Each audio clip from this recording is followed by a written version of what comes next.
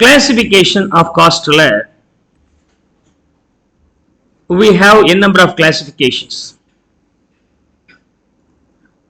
The first classification is all about element வச்சு classify பண்றது. Element வச்சு. Okay. அதாவது ஒரு ப்ராடக்ட் நீங்க மேனுஃபேக்சர் பண்றீங்கன்னா நமக்கு என்னென்ன cost தேவைப்படும்னா we are in need of material and we are in need of labor. இது தவிர சில எக்ஸ்பென்சஸ் பண்ண வேண்டியது இருக்கும். அப்படி எதுவா இருந்தாலும் சரி அதுக்கு என்ன காஸ்ட் அப்படிங்கறத இந்த மாதிரி மெட்டீரியல் லேபர் எக்ஸ்பென்சஸ் தேவைப்படுது அப்படிங்கறத கண்டுபிடிக்கலாம். ஃபார் எக்ஸாம்பிள் ஒரு ப்ராடக்ட் மேனுஃபேக்சர் பண்ணும்போது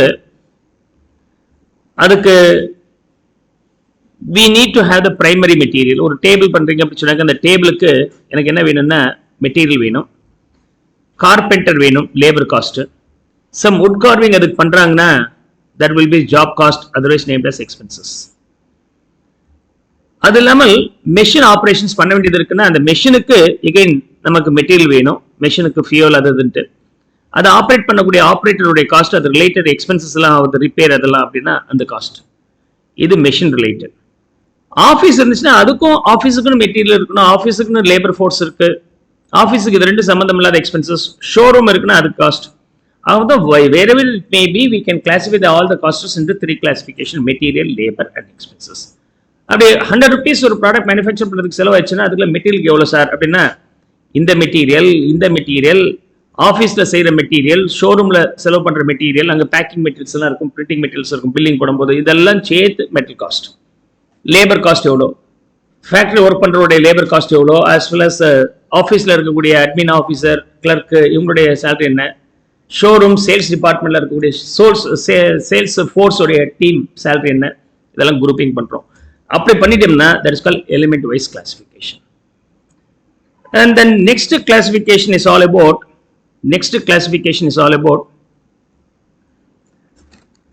traceability based classification. Okay, traceability. Okay, traceability அப்படின்னு சொன்னாக்க நீங்க செய்யற செலவு நீங்க மேனுஃபேக்சர் பண்ண அந்த ப்ராடக்ட்டுக்கு தான் அப்படிங்கறது உங்களால கிளியரா சொல்ல முடியும்னா அது பேர் traceable. Otherwise it is called direct cost. அப்படி பண்ண முடியாது சார், இதுக்கு தான் செஞ்சேன்னா தெரிய முடியாது, ஆனா செஞ்சுதான் ஆகணும், இது எல்லாமே பிசினஸ் பண்ண முடியாதுன்னு சொன்னால் that will be called as indirect cost. So we have two classification here which is called as direct and indirect. For example, நாம ஒரு டேபிள் மேனுஃபேக்சர் பண்ணியிருக்கிறோம்.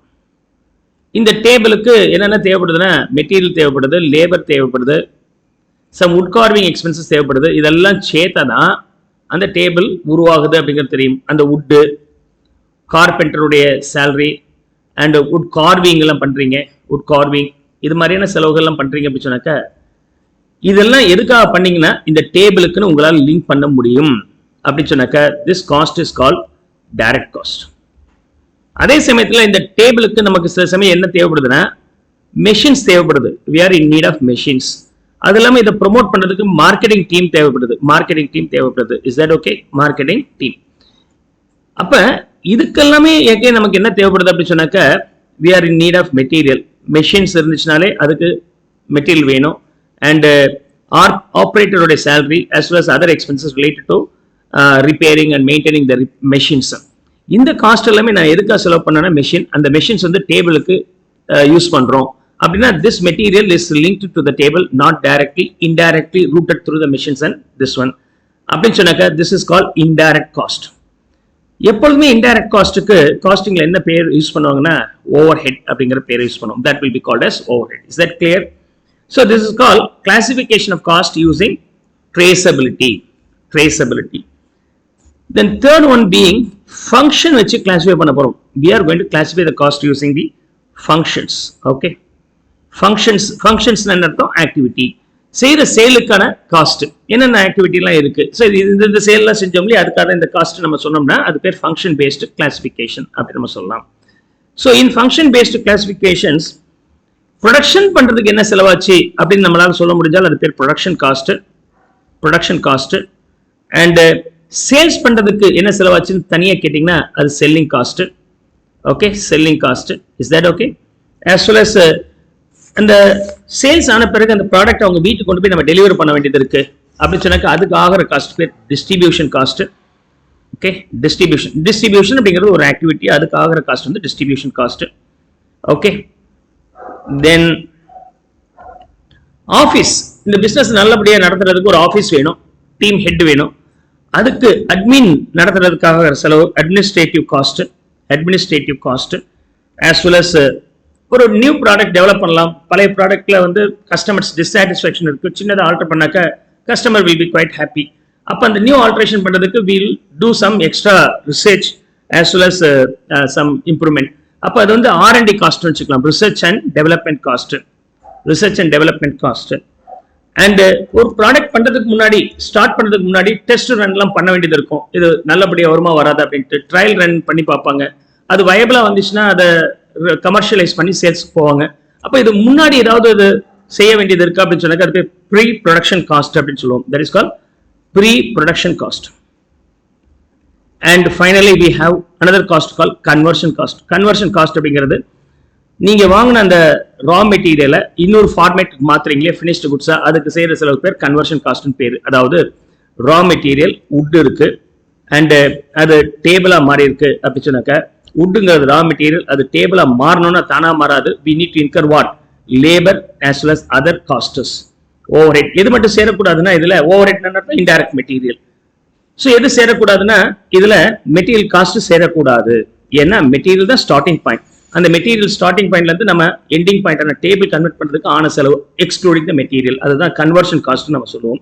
So whenever I use these terms you should not have any confusion. அதுக்கு தான் இந்த details கொடுக்குறேன். So the conversion cost should not include what? Material cost. It includes only the labor and overhead. Predominantly production overhead will be involved. Okay, இது involved production overhead. Selling and distribution கூட இதுல சேராது. Administration overhead O selling and distribution overhead ஓ யூசுவலா இதுல சேரக்கூடாது. admin overhead அப்படிங்கிறத எதை மீன் பண்றேன்னா general admin overhead. இந்த factory admin overhead is a part of production overhead. Some production overhead plus admin overhead for the factory admin overhead is also part of production overhead தான். அப்ப இது இந்த மூணு விஷயங்கள் சேர்க்காமல் இருக்கக்கூடிய காஸ்ட் பேர் கன்வர்ஷன் காஸ்ட்னு சொல்லுவோம். This classification of cost is called function based classification. And we have variability case classification also. We have variability. Okay, variability அப்படி சொன்னாக்க இந்த காஸ்ட் மாறும் மாறாது. நீங்க ப்ரொடக்ஷன் எவ்வளவு இன்க்ரீஸ் பண்ணாலும் சரி இந்த காஸ்ட் மாறாது அப்படிங்கிறது ஃபிக்ஸ்டு காஸ்ட். நீங்க ப்ரொடக்ஷன் அதிகப்படுத்த இந்த காஸ்ட் அதிகமாகும், கம்மியா பண்ணீங்கன்னா கம்மியாகும் அப்படிங்கிறது வேரியபிள் காஸ்ட்னு சொல்லுவாங்க. இந்த ரெண்டு காஸ்ட் இருக்கு. இது ரெண்டையும் மிங்கிள் பண்ணப்பட்ட காஸ்டும் இருக்கு. ஸோ ஒன்னு variable cost is always varying as per the units of production. Volume ஜாஸ்தி ஆச்சுன்னா இந்த காஸ்ட் ஜாஸ்தியாகும். அதே சமயத்தில் ஃபிக்ஸ்டு காஸ்ட் வால்யூம் சேஞ்ச் ஆனாலும் இது சேஞ்ச் ஆகாது அப்படிங்கிறது fixed cost.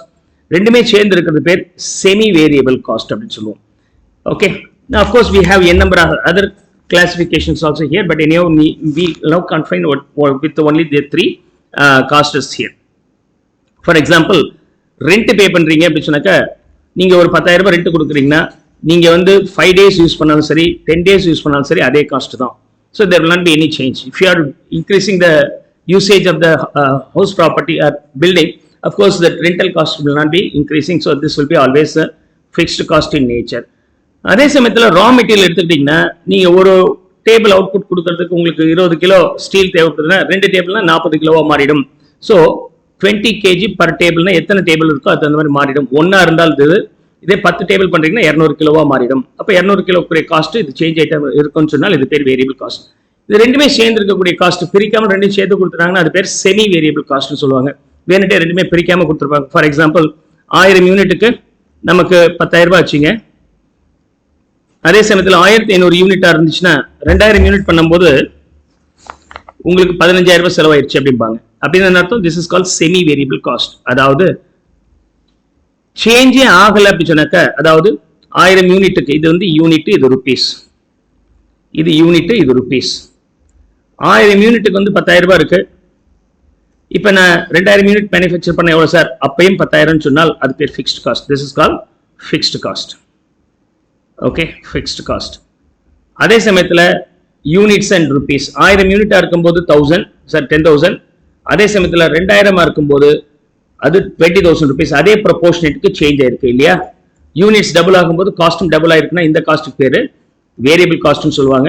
But the early very first one 1000 இருந்து 2000 ஆயிருக்கு, சேஞ்ச் ஆகாம இருக்கான காஸ்ட் இல்ல, சேஞ்ச் ஆயிருக்கு. சரி 1000 2000 ஆகுதுன்னா டோட்டல் காஸ்ட் 10 அப்படிங்கிறது 20 மாறி இருக்குன்னா அதுவும் டபுள் ஆகல, சேஞ்ச் இருக்கு, but it's not proportion to the changes in the variable cost அப்படின்னு இருந்துச்சுன்னா இதுல ரெண்டு காம்பனன்ட்டும் இருக்குன்னு அர்த்தம், ஃபிக்ஸ்ட் காஸ்ட்டும் இருக்கு, வேரியபிள் காஸ்ட்டும் இருக்குன்னு அர்த்தம்.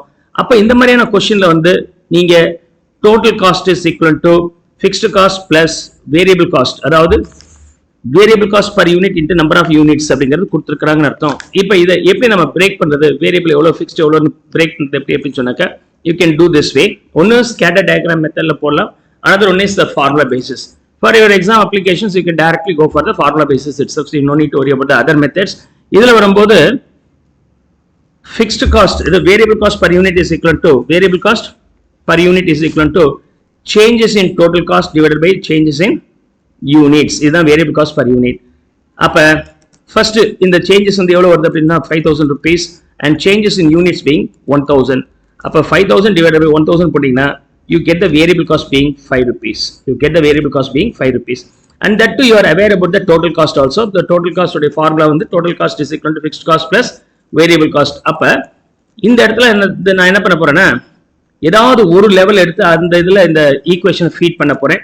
ஃபார் எக்ஸாம்பிள் 2000 யூனிட்ஸ் ஆக இருக்கும்போது அதோட டோட்டல் காஸ்ட்டை இந்த ஈக்குவேஷன்ல ஃபீட் பண்ண போறேன். இந்த total cost here being when the number of units being 2000 இருக்கும்போது total cost 15,000 is equal to your fixed cost being supposed to be calculated and plus variable cost வந்து number of units நம்ம எது எடுத்துக்கிறோம்னா 2000 எடுத்துக்கிறோம், 2000 into variable cost per unit.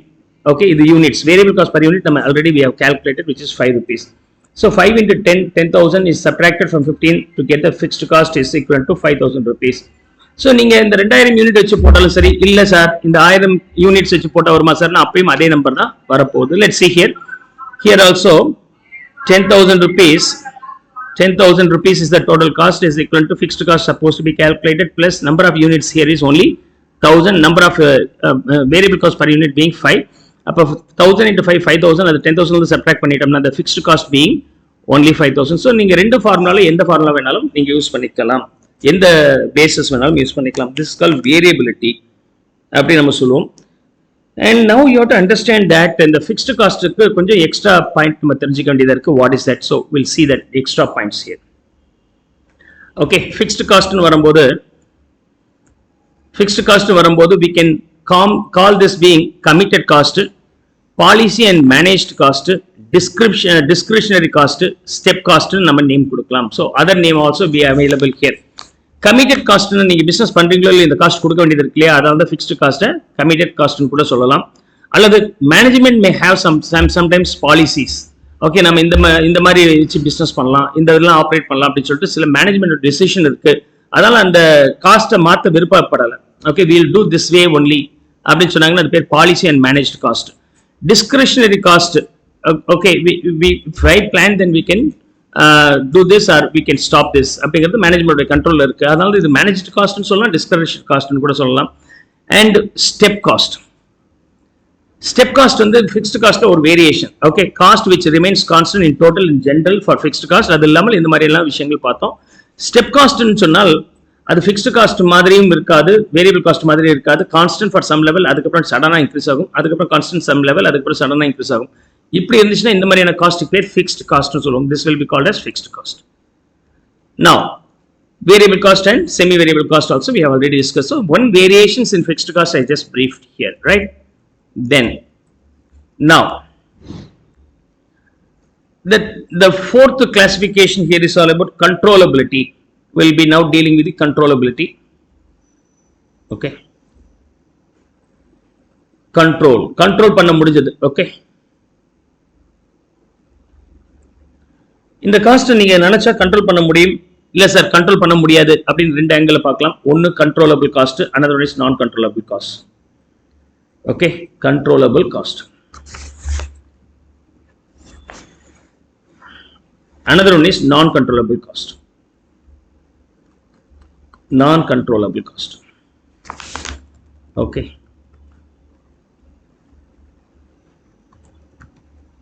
Controllable cost. Okay. Next, controllable cost அப்படின்னு சொன்னாக்க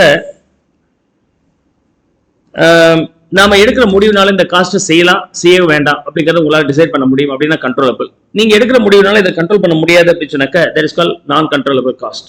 for example ஒரு table manufacture பண்றேன், உங்களுடைய requirement என்ன சார் அப்படின்னு சொன்னாக்க எனக்கு சீப்பரா இருந்தா போதும், ஒரு 1 or 2 days இருந்தா போதும் அப்படின்னு சொன்னாக்க ரொம்ப பேசிக் ஒரு வுட்டு வச்சு நம்ம பண்ணிக்கலாம். அதுக்கு பதில் அவங்க வந்து நான் இந்த டேபிள் வந்து ரொம்ப லாங் லைஃபா இருக்கணும்னு நினைக்கிறேன், ரைட், அதே மாதிரி மலையில போடுவேன் எங்க வேணாலும் போடுவேன் அப்படின்னு சொன்னாக்க அதுக்கு தகுந்த மாதிரி ஸ்ட்ராங் வுட்ஸ் யூஸ் பண்ணிக்கலாம், அல்லது ஃபேன்சி எனக்கு வேணும்னா கிளாஸ் யூஸ் பண்ணிக்கலாம். ஓகே, அதே சமயத்தில் ஈஸி கேரியபிளா இருக்கலாம் அண்ட் எங்க வேணாலும் கொண்டு போகணும், சீப்பரா இருக்கணும்னா பிளாஸ்டிக் யூஸ் பண்ணிக்கலாம். அப்ப உங்களுக்கு வந்து ஃபினிஷ்டு குட்ஸ் எப்படிப்பட்டதா வேணுமோ அதுக்கு தகுந்த மாதிரி ரா மெட்டீரியல்ஸை சேஞ்ச் பண்ண முடியும். ஆனா எதை சேஞ்ச் பண்ணாலும் ஆஃபீஸ் காஸ்ட்டோ செல்லிங் அண்ட் டிஸ்ட்ரிபியூஷன் காஸ்ட்டோ கை வைக்க முடியாது. ஸோ ஆஃபீஸ் அட்மினிஸ்ட்ரேஷன் காஸ்ட்டோ செல்லிங் அண்ட் டிஸ்ட்ரிபியூஷன் காஸ்ட்டோ will be called as non-controllable. management உடைய கண்ட்ரோல் அது இல்லை. and when it comes to this one especially raw material cost, labor cost, இதெல்லாம் வந்து கண்ட்ரோலபிளா வந்துடுது. கண்ட்ரோலபிளா நாட் அப்படிங்கிறது நம்ம பார்த்தோம். Okay, then next being normality. Okay, நார்மலா அப்நார்மலா அப்படின்னு பார்க்கறது பேர் நார்மாலிட்டி. அதுல என்னென்ன இருக்குன்னா நார்மல் காஸ்ட் அப்நார்மல் காஸ்ட் ரெண்டா பிரிக்கலாம். ஒன்னு normal cost, another one is abnormal cost.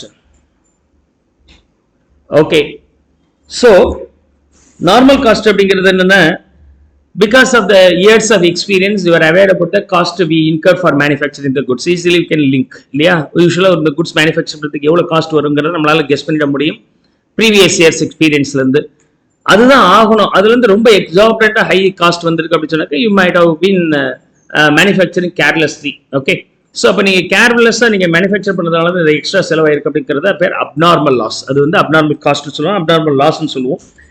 What we expected normally is call normal cost, but actual cost if it is more then the normal cost then it is call abnormal cost. Is that clear?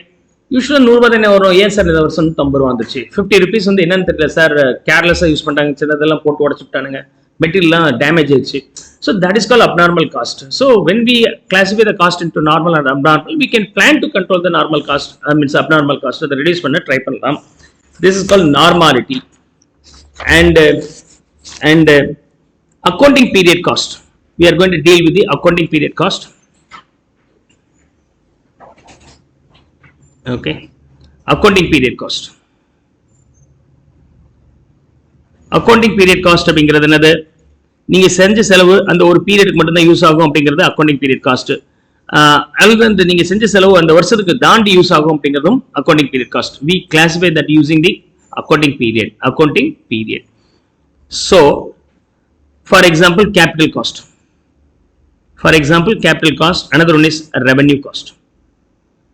Okay, நீங்க செஞ்ச செலவு benefit வந்து மோர் தென் 1 accounting year இருந்துச்சு அப்படின்னு சொன்னாக்க அது பேர் capital cost. ஒரு பில்டிங் வாங்குறீங்க அப்படின்னு சொன்னாக்க அந்த பில்டிங் எத்தனை வருஷம் என்ஜாய் பண்ணிக்கலாம், any number of years you can enjoy, at least 5 years, 10 years, 20 years, depending upon the strength of the building or contract with the building owner. So அப்படின்னா இந்த காஸ்ட் வந்து நம்ம என்னன்னு சொல்றோம்னா கேபிட்டல் காஸ்ட்னு சொல்லுவாங்க, அதர்வைஸ் அதர் அசெட்ஸ்னு சொல்றோம். அதே சமயத்தில் the amount is spent for any purpose, benefit will be derived only for less than or 1 year ஆக இருந்துச்சு அப்படின்னு சொன்னாக்க that is called revenue cost. Otherwise it is usually debited to the P&L account. And the next one being historical cost. Okay, historical cost இல்ல time period cost. time period வச்சு நம்ம classify பண்றது இன்னொரு cost, time period வச்சு. அதுல என்னென்ன வருது sir? Okay, number 1 being historical cost. Okay, historical cost. Another one is predetermined cost.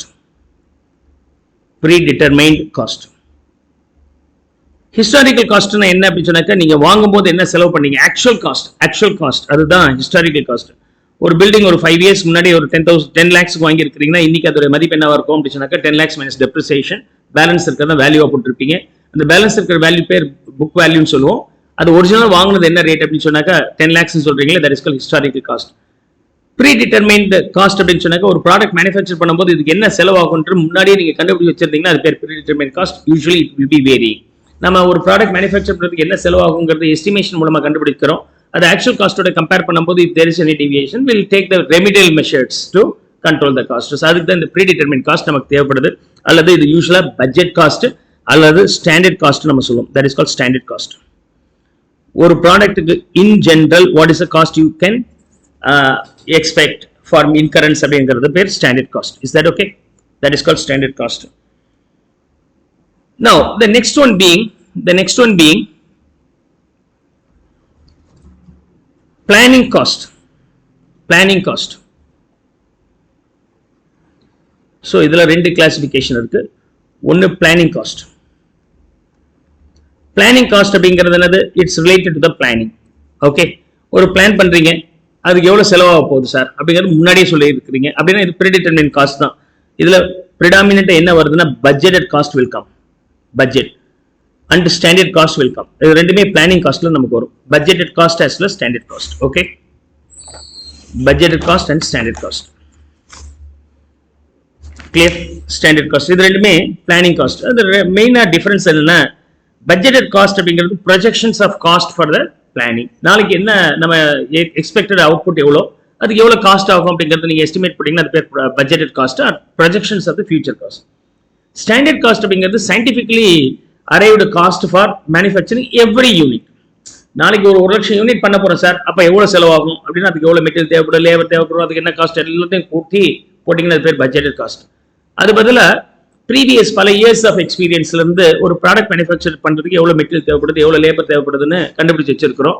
அந்த மெட்டீரியலுக்கு என்ன காஸ்ட்னு வச்சு இந்த ப்ராடக்ட் நீங்க பண்ணீங்கன்னா அவ்வளவுதாங்க செலவாகும் அப்படின்னு நம்ம சொல்லலாம். Okay, if you go for tea shop, since very old age the tea is sold, right?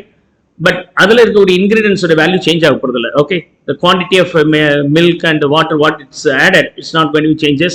Only due to the price changes of the milk and other thing the tea price may be varying, but ingredients change ஆகாது. அப்ப இவ்வளவுதான் ingredients அப்படிங்கறத கண்டுபிடிச்சு வச்சிட்டோம். Cost எவ்வளவு இருக்குங்கிறதை கண்டுபிடிச்சிட்டீங்கன்னா ஒரு tea பண்றதுக்கு எவ்வளவு செலவாகுங்கிறத நம்ம ஃபிக்ஸ் பண்ணி வச்சிட்டோம். இதுக்கு மேல ஆகக்கூடாதுங்க அப்படிங்கிறது ஸ்டாண்டர்ட் காஸ்ட். கல்யாணத்துக்கு ஒரு வீட்டுக்கு நம்ம வீட்டுக்கு ஒரு 1000 பேர் வருவாங்கன்னா அந்த 1000 பேருக்கு எவ்வளவு செலவாகும் அப்படின்னு சொல்லி கண்டுபிடிச்சோம்னா அது பேர் budget. You understand the difference between the budget and period cost. But இது சயின்டிஃபிக்லி கண்ட்ரோல், இது சயின்டிஃபிக் அப்படின்னு வச்சுக்கலாம். Scientific. And the next one being associated with the product. Associated with the product. Okay, associated with what? ப்ராடக்டா இருக்கலாம் அல்லது பீரியடா இருக்கலாம். ப்ராடக்டா இருக்கலாம், பீரியடா இருக்கலாம். Okay, நீங்க ப்ராடக்ட் மேனுஃபேக்சர் பண்ணாதான் செலவாகும்னு சொன்னால் ப்ராடக்ட் காஸ்ட். ப்ராடக்ட் மேனுஃபேக்சர் பண்றீங்களோ இல்லையோ ஒரு வருஷம் ஆனா அந்த செலவு போயிடுச்சு, அந்த செலவு நீங்க பேர் பண்ணி தான் ஆகணும் அப்படிங்கிறது பீரியட் காஸ்ட். யூஸ்வலா ஃபிக்ஸ்டு காஸ்ட் எல்லாமே பீரியட் காஸ்ட்ல வந்துடும். இந்த டைரக்ட் மெட்டீரியல் எல்லாம் எதுல வந்துடும் அப்படின்னு சொன்னாக்க ப்ராடக்ட் காஸ்ட்ல வரும். So this will be predominantly fixed காஸ்டா இருக்கும், இது டைரக்ட் காஸ்டா இருக்கும். Prime cost. ஓகே, மாசம் மாசம் நீங்க ரெண்ட் 10,000 ரூபாய் கொடுக்கணும், நீங்க யூஸே பண்ணல, ஓனர் கிட்ட போய் நான் யூஸே பண்ணல சார், சும்மா தான் சார் போட்டு வச்சிருக்கேன்னா ஒத்துப்பாரு அவரு. நீங்க யூஸே பண்ணலன்னு வெக்கேட் பண்ணிட்டு போங்க சார், நான் வேற எங்கேயாவது கொடுப்பேன் அப்படின்பாரு. ஸோ வி ஹேவ் டு பேர் திஸ். அதே சமயத்தில் நான் யூஸே பண்ணல, நான் பர்ச்சேஸ் பண்ண ராமல் சும்மாவே கிடக்குது, ஒரு 2-3 மாசத்துக்கு அப்புறம் யூஸ் பண்ணலாமா, யூஸ் பண்ணிக்கலாம். That material cost will be decreasing only when you are manufacturing and when you are consuming. But when it comes for the rent and other things like fixed cost, whether you are manufacturing or producing or not, once the period is over, all the cost is expired. So all the costs are expired in general, related to the period. So cost will be related to the product. It is going to be incurred only when the product is manufactured or produced. Otherwise, it's not so. Then one more predominant classification here being, one more predominant classification we call managerial decision making cost. Managerial decision related cost. அப்ப managerial decision அப்படின்னு சொன்னா நீங்க படிச்சது என்னது? நீங்க என்ன படிச்சிருப்பீங்க? Marginal costing படிச்சிருப்பீங்க. That marginal costing is a good example for this one. So now I'll just list it here. Number one, marginal cost. Marginal cost. The extra cost you incur for manufacturing one extra unit is called marginal cost. It is nothing but variable cost only. Variable cost only. அப்ப variable காஸ்ட்டுக்கும் marginal காஸ்ட்டுக்கும் வித்தியாசம் இருக்குன்னா இருக்கு, சின்னதா ஒரு வித்தியாசம் இருக்கு. Variable காஸ்ட்னா ஒரு யூனிட்டுக்கு எவ்வளவுங்கிறது கான்ஸ்டன்டா இருக்கிறது பேர் வேரியபிள் காஸ்ட். மார்ஜினல் காஸ்ட் அப்படிங்கும்போது ஒரு 4-5 யூனிட்டுக்கு ஒரு முறை சேஞ்ச் ஆகுது, அதே வேரியபிள் காஸ்டா ஹேண்டில் பண்ண வேண்டியது இருக்கு. For every 100 units cost is changing அப்படிங்கிறது பேர் மார்ஜினல் காஸ்டிங் அப்சல்யூட் டேர்ம்ல சொல்லணும்னா. பட் மெஜாரிட்டி கேசஸ்ல marginal cost can be equated with the variable cost. இது எதுக்காக தேவைப்படுது அப்படின்னு சொன்னாக்கா, ஒரு மேனேஜருக்கு வந்து ஏற்கனவே ஒரு 100 ரூபாய்க்கு மேனுஃபேக்சர் பண்ணி 120 ரூபாய் வித்துட்டு இருக்கிறார். திடீர்னு வேற ஒரு கண்ட்ரில இருந்து ஒரு ஆஃபர் வருது, சார் எங்களுக்கு வந்து நீங்க சப்ளை பண்ணீங்கன்னா 80 rupees சப்ளை பண்ணா எவ்வளவு வேணாலும் வாங்குறேன் அப்படின்றார். நமக்கு மேனுஃபேக்சரிங் காஸ்ட் 100 rupees ஆகுது, விற்கிறது 120 ரூபா, 20 ரூபா லாபம் நினைச்சிட்டு இருந்தோம். ஃபாரின்ல இருந்து வந்தவன் என்னுடைய காஸ்ட் 100 ரூபாய் காட்டிலும் கம்மியா கேட்கறான். Now can I accept this or not அப்படின்னு பார்க்கும்போது 100 ரூபாங்கிறது டோட்டல் காஸ்ட்ங்கிறது ஃபிக்ஸ்டு காஸ்ட் வேரியபிள் காஸ்ட்டும் சேர்ந்து இருக்கும். அவன் கேட்ட ஒரு யூனிட் எக்ஸ்ட்ரா பண்ணீங்கன்னா ஃபிக்ஸ்டு காஸ்ட் செலவு பண்ண போறது இல்லை. அப்ப அந்த 100 ரூபாயில 40 ரூபாய் ஃபிக்ஸ்டு காஸ்ட் இருந்தால் அந்த 40 rupees லெஸ் பண்ணிட்டீங்கன்னா 60 rupees தான் எனக்கு variable cost. That incremental cost I spent for manufacturing one unit may be only 60, but he demands for 80 அப்படிங்கிறது நம்ம டீசென்ட் பண்ணலாமா இல்லையா? அதுதான் மார்ஜினல் காஸ்டிங்ல வருது. You can learn all these things in detail in the marginal costing chapter. Now இந்த marginal cost வந்து பாத்தீங்கன்னா we can handle this way also. Incremental cost and decremental cost ன்னு கூட சொல்லலாம், அல்லது differential cost ன்னு சொல்லலாம், right? So that is also one more classifications we have. Okay, marginal cost ஒரு எக்ஸ்ட்ரா யூனிட்டுக்கு ஆகிற செலவு பேர் marginal cost. அதுக்கு பதிலா incremental cost 100 யூனிட் எக்ஸ்ட்ரா பண்றதுக்கு என்ன காஸ்ட் வருதுன்னு சொன்னால் decremental cost. So incremental cost, decremental cost அப்படிங்கிறது இந்த வருஷம் நான் ஒரு 100 யூனிட் குறைச்சி பண்ண போறேன், அப்ப எவ்வளவு காஸ்ட் குறையும்னு கேட்டீங்கன்னா அது பேர் decremental cost. So we need to know. Okay, இது வரைக்கும் 1000 பண்ணிட்டு இருந்தோம், வரப்போற ஆண்டுகள் 1200 பண்ணலாம். அப்ப 200 எக்ஸ்ட்ரா பண்ணீங்கன்னா என்ன எக்ஸ்ட்ரா காஸ்ட் வருதுன்னு பாருங்க. இது வரைக்கும் 1000 பண்ணிட்டு இருக்கிறோம், காஸ்ட் கட்டுப்படி ஆகல, அது 800 குறைக்கலாமா? அப்ப 800 குறைச்சாக்க what is a decremental cost? That will come under these two costs, incremental and decremental cost. இந்த ரெண்டையும் சேர்த்து நம்ம என்னன்னு சொல்லுவோம்னா டிஃபரன்ஷியல் காஸ்ட்னு சொல்லுவோம். These two put together will be called as differential cost. These two will be put together differential cost. Is that clear? Hope so you could understand. So இதெல்லாமே management decision purpose தான் தேவைப்படுது. Clear? Then next one being out of pocket cost. Out of pocket cost.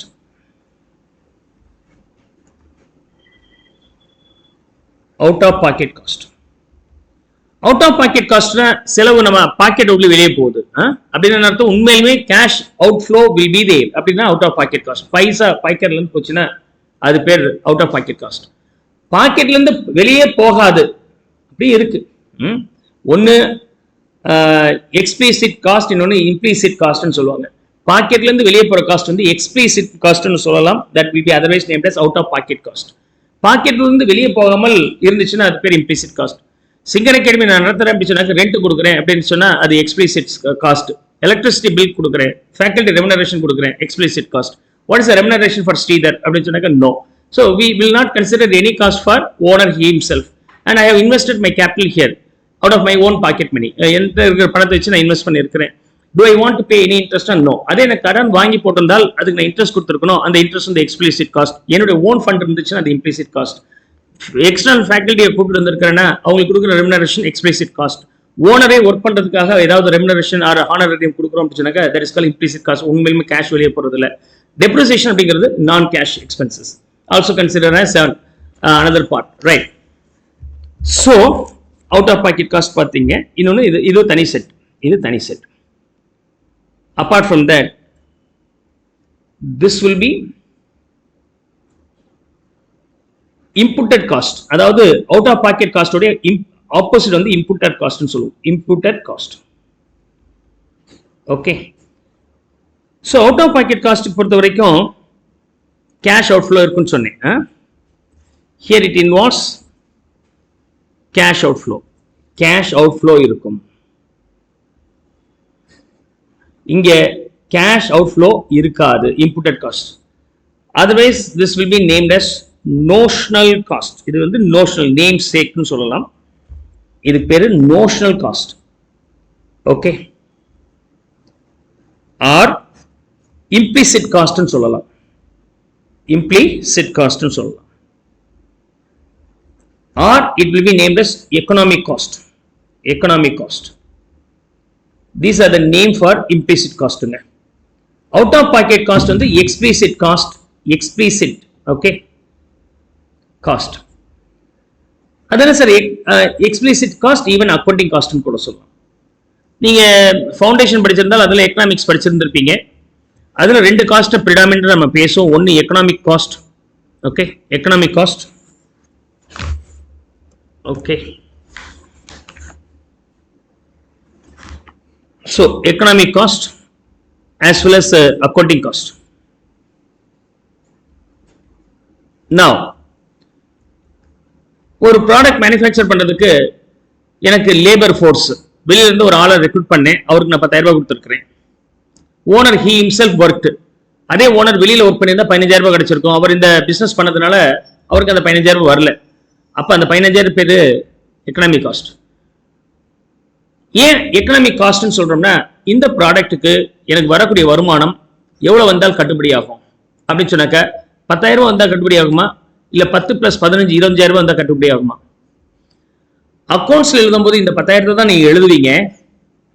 ஆனா அந்த business செய்யறது வயபிளா இல்லையான்னு think பண்ணணும் அப்படின்னு சொன்னாக்க 25,000 ரூபாய் லாபத்தை கொடுக்கணும். சப்போஸ் அந்த பிசினஸ் வெறும்னா 23,000 ரூபாய் கொடுக்குது, நீங்க என்ன சொல்றீங்க, சார் வாடகை இவனுக்கு எம்ப்ளாய்க்கு வந்து 10,000 ரூபாய் சம்பளம் கொடுத்தேன், 23,000 ரூபாய் வந்துச்சு, எனக்கு 13,000 ரூபாய் லாபம் அப்படின்னு சொன்னா அது லாபமா அப்படின்னா வேலையை விட்டு நீங்க 15,000 வேலைக்கு வந்தா 15,000 ரூபாய் கிடைச்சிருக்கும். You just skip this business, go for the job where you will get 15,000 rupees. இல்லையா? அப்ப அந்த பிசினஸ் உங்களுக்கு எவ்வளவு சம்பாதிச்சு கொடுத்துருக்கணும் அப்படின்னு சொன்னாக்க 25,000 ரூபாய் சம்பாதிச்சு கொடுத்துருக்கணும், நாட் 10,000 ரூபாய். So if you are thinking only 10,000, it's a matter of only explicit cost பத்தி பேசுறோம். ஒரு பிசினஸ் நல்லா இருக்கா இல்லையான்னு கண்டுபிடிக்கிறதுக்கு அவருடைய எக்கனாமிக் காஸ்டையும் சேர்த்து அப்சர்வ் பண்ற அளவுக்கு இருக்கணும். அப்படி இல்லைன்னா வேஸ்ட், அப்படி இல்லைன்னா வேஸ்ட். இது அக்கௌண்டிங் காஸ்ட், இது ரெண்டும் சேர்த்து எக்கனாமிக் காஸ்ட். சாரி, இது மட்டும் கிடையாது, இது ரெண்டும் சேர்த்து எக்கனாமிக் காஸ்ட். அக்கௌண்டிங் காஸ்ட் வந்து எப்பொழுதுமே அவுட்ஃப்ளோ இருக்கும், கேஷ் அவுட்ஃப்ளோ இருக்கும். Explicit cost, explicit cost. இது வந்து implicit cost or notional cost. Okay, இது ரெண்டும் சேர்த்து தான் எக்கனாமிக் காஸ்ட்னு சொல்லுவோம். So the company's performance could be decided only when there is sufficient economic cost. Meeting the sufficient conveniently meeting the economic cost will be the predominant requirement for the business, right?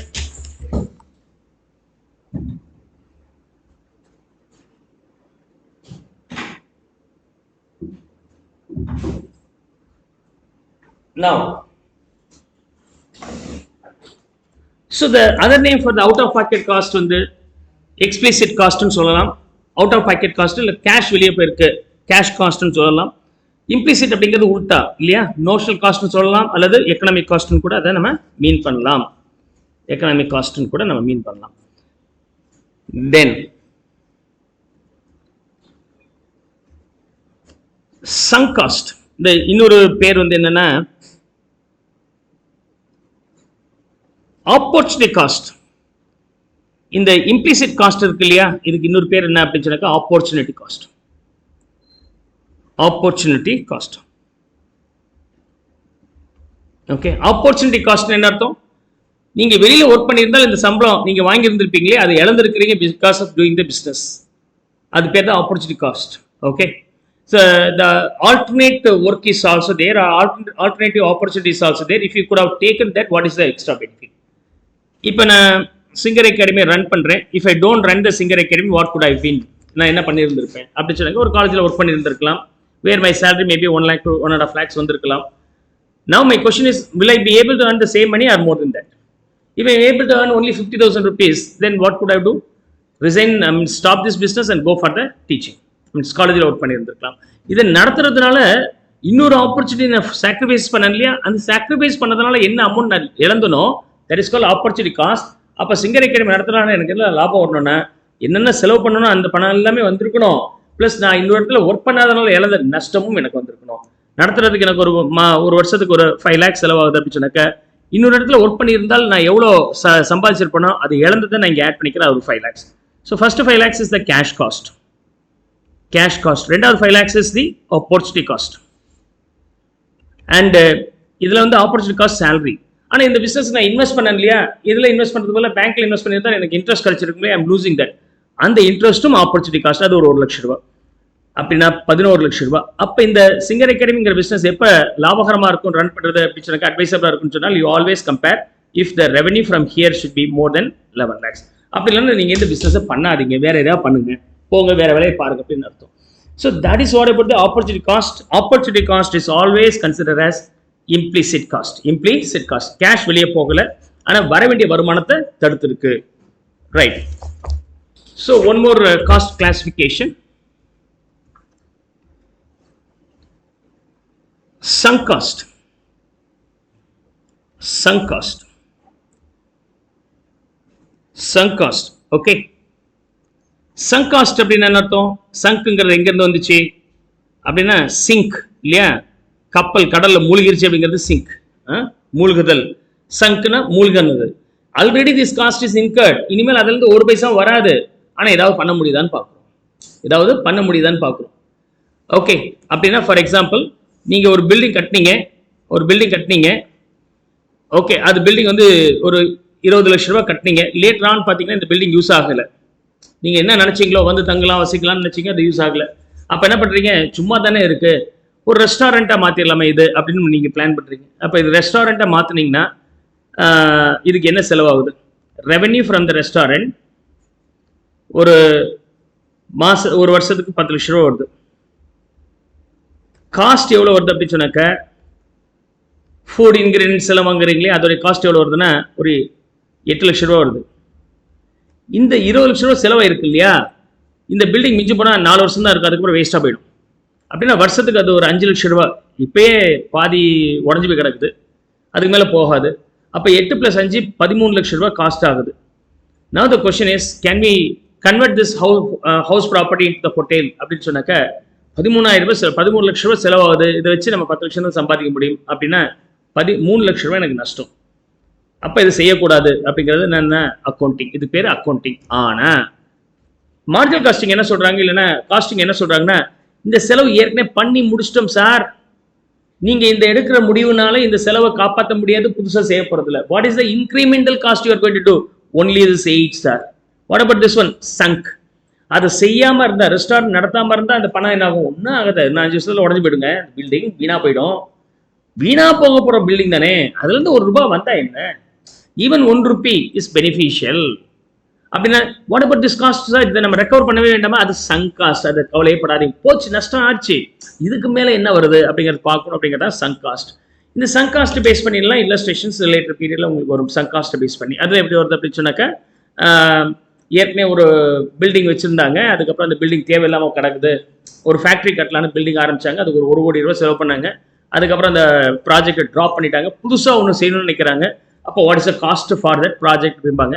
What is the cost for the ப்ராஜெக்ட்னா அந்த ஏற்கனவே செலவு பண்ண 1 crore இருக்கு இல்லையா, அது கணக்குலேயே எடுக்கக்கூடாது, அது பேர் sunk cost. Sunk cost is otherwise named as irrelevant cost. irrelevant காஸ்ட்னா புதுசா ஹோட்டல் பண்ணலாமா வேண்டாமான்னு பார்க்கும்போது இந்த காஸ்ட்டை நீங்க எடுக்கக்கூடாது அப்படிங்கிறத irrelevant காஸ்ட். ஸோ காஸ்ட்டை திரும்பவும் relevant and irrelevant நீங்க கிளாஸிஃபை பண்ணிக்கலாம். So we can classify the one more part, relevant and irrelevant. Okay, relevant and irrelevant cost. Okay, relevant cost and irrelevant cost. Okay, this is another classification. So for example, relevant cost which are relevant and used for decision making. ஒரு முடிவு எடுக்கிறோம்னா இதெல்லாம் நமக்கு பாதிப்பு வரும், இந்த செலவெல்லாம் நம்ம பண்ண வேண்டியது இருக்கும், அப்ப you have to be double cautious அப்படிங்கிறது தான் ரெலவெண்ட் காஸ்ட். அதுல என்னென்ன வருது? Marginal cost, relevant, incremental cost. ஒரு யூனிட் எக்ஸ்ட்ரா பண்ணீங்கன்னா கட்டாயமா எக்ஸ்ட்ரா செலவாகும், அப்ப is it relevant for the decision making? Manufacture பண்ணணும் அப்படின்னு சொன்னாக்க இந்த காஸ்ட் செலவாகுங்கிறது நமக்கு தெரியும், அதெல்லாம் ரெலவெண்ட். டிஃபரன்ஷியல் காஸ்ட், 100 யூனிட் பதிலாக 200 யூனிட் பண்றேன் அப்படின்னா additional cost what we spend for the 100 units is called differential cost, அதாவது incremental cost. அது relevant for the decision making. Opportunity cost is also relevant. Out of pocket cost also relevant. Okay, கையில இருந்து பணம் எவ்வளவு போகுதுங்கிறது out of packet, அல்லது இதுக்கு பதிலா வேற வேலை செஞ்சிருந்தால் என்ன ரெவன்யூ வந்திருக்குமோ அந்த ரெவன்யூ இழந்திருக்கிறீங்களே அதையும் சேர்த்து சம்பாதிக்கணும், அப்ப அதுவும் ரெலவெண்ட் தான் அப்படின்னு சொல்றது எல்லாமே ரெலவெண்ட் காஸ்ட்டுக்கான எக்ஸாம்பிள். அதே irrelevant காஸ்ட்டுக்கு என்ன எக்ஸாம்பிள் அப்படின்னு சொன்னா சங்க் காஸ்ட். சங்க் காஸ்ட் அப்படிங்கிறது என்னது? ஏதோ ஒரு ப்ராஜெக்ட்டுக்காக ஏற்கனவே ஒரு பிசினஸ் ஒரு பெரிய அசெட்டை வாங்கி போட்டீங்க, அது சும்மா கிடக்குது, விட்டிங்கன்னா 4-5 வருஷத்துல ஸ்கிராப் ஆகிட போகுது, அது ஏதாவது யூஸ் பண்ணி ₹1 ₹2 சம்பாதிக்க பாருங்க அப்படிங்கிறது sunk cost. And committed cost and fixed cost. ரெண்ட்டுங்கிறது இப்போ ஒரு 10க்கு ஒரு கடை வாங்கிக்கிறாங்க, ஷாப், ஒரு சின்ன பெட்டி ஷாப் மாதிரி ஆரம்பிக்கிறாங்க. அங்கே வந்து மொபைல் டாப் அப்லாம் சேல் பண்ணுறேன் அப்படிம்பாங்க, பக்கத்தில் ஒரு ஜெராக்ஸை போடுவான். Now the question is, what is the extra cost? ஏற்கனவே ஒரு சின்ன பிசினஸ் பண்ணிட்டு இருக்காங்க, அதாவது மொபைல் டாப் அப் கார்ட்ஸ் பண்ணிட்டு இருக்காங்க, திடீர்னு என்ன பண்றாங்க, ஒரு ஜெராக்ஸ் மிஷின் வச்சு நான் பிசினஸ் பண்ணட்டுமே அப்படின்னு அவன் நினைக்கிறான். Now the question is, can we go for that? அப்படி பண்ணீங்கன்னா என்ன செலவாகுது? ஒரு கடை ஆரம்பிக்கிறேன்னா ₹5,00,000 அட்வான்ஸ் கொடுக்கணும், மாசம் ₹5,000, நமக்கு ₹10,000 ரெண்ட் போகுது. அப்போ அவ்வளோ காஸ்ட் வேணும். இப்போ ஏற்கனவே கடையை வச்சுட்டார், இப்போ வந்து ஜெராக்ஸ் மிஷின் அடிஷனலாக போட்டாக்க வாட் இஸ் எக்ஸ்ட்ரா காஸ்ட்னா, இனிமேல் புதுசாக ரெண்ட்டுக்கு இடத்த வாங்க போறதுல only he needs to purchase the Xerox machine. ஒரு ₹50,000 ஆகுதுன்னா அந்த ₹50,000 தான் காஸ்ட்னு அவர் எடுத்துக்கணும். So what about that rent sir? That is fixed காஸ்ட்டுங்க. ஃபிக்ஸ்டு காஸ்ட் எல்லாமே இரலவென்ட் காஸ்ட் தான். அதில் என்னென்ன எக்ஸாம்பிள்ஸ் இருக்குன்னா, கமிட்டட் காஸ்ட்டும் சங்க் காஸ்ட்டும் கூட இரலவென்ட் காஸ்ட் தான். So that's one more classification. That is one more classification. And the final one, 2 more things I am going to discuss here. Sunk cost முடிஞ்சிருச்சு. அதுக்கப்புறம் replacement cost. Replacement cost. Another one is avoidable and unavoidable cost. Avoidable and unavoidable. இது தனியாக நீங்கள் படிக்க வேண்டிய அவசியம் இல்லை. Controllable and uncontrollable காஸ்ட்னு இருக்கு இல்லையா, அதை அவாய்டபிள் அன்அவாய்டபிள் நம்ம வச்சுக்கலாம். Right, but இதெல்லாமே managerial decision making relevant cost. So you have to understand the replacement cost. Okay, you have to understand the replacement cost. With that, all the cost classifications will be over. See, we have historical cost.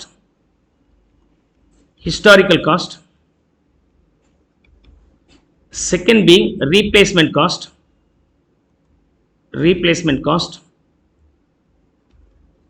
Third being realizable value.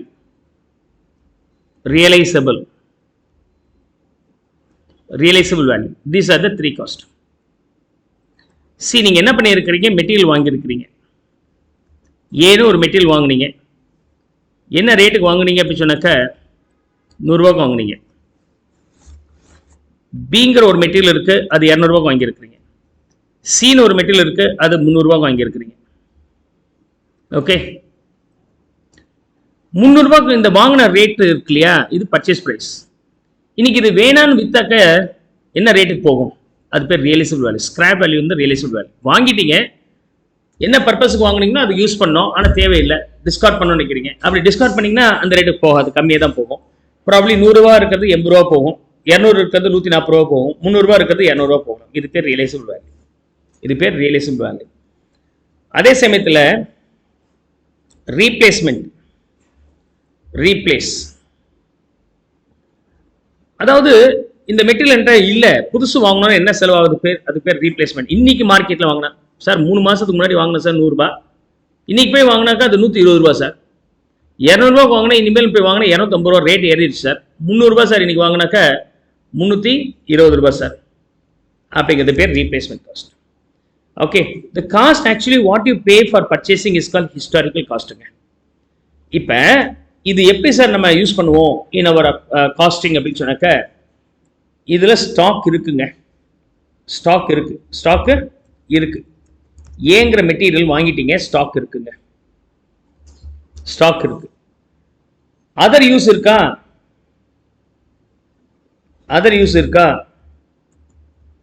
வேற எதுக்காக use பண்ணுவீங்களா அப்படின்னா இல்லைங்க, யூஸே இல்லைங்க.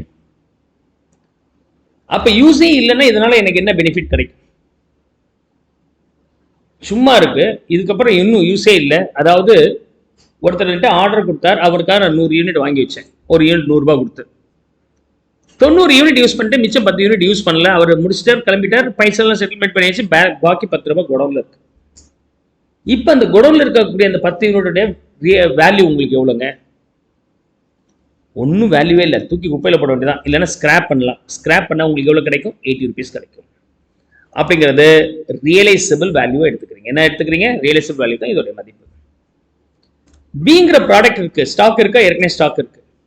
Other யூஸா இருக்கு, ரெகுலரா use பண்ணிட்டு இருக்கிறோம். இப்போ ஒரு கஸ்டமர் வந்து ஒரு ப்ராடக்ட் பண்ணி கொடுங்கன்னு கேட்கிறார், அதுக்கு நான் பி யூனிட்டை யூஸ் பண்ணோம், மெட்டீரியல் பியை யூஸ் பண்ணோம். நான் வாங்கினது 200 வாங்கியிருக்கிறேன், குடோன்ல வச்சிருக்கிறேன். பிங்கிற கஸ்டமர் என்கிட்ட வந்து நிற்கிறார், சார் எனக்கு பி பண்ணி கொடுங்கன்றார். நான் வந்து ரெகுலரா செய்யற ஒர்க்குக்கு அது பி தேவைப்படுது. இப்போ அவர்கிட்ட பில்லுக்கு எவ்வளவு போடுவேன்? பில்லுல நான் வாங்கி வச்சது பழசுங்க 200 நீங்க இப்ப கேட்குறீங்கன்னா, புதுசா கேட்டீங்கன்னா, இன்னைக்கு வாங்கின 250ங்க. இன்னைக்கு வாங்கின எவ்வளோ? 250. So if I purchase, it is costing 250, I'll bill you only 250, not 140.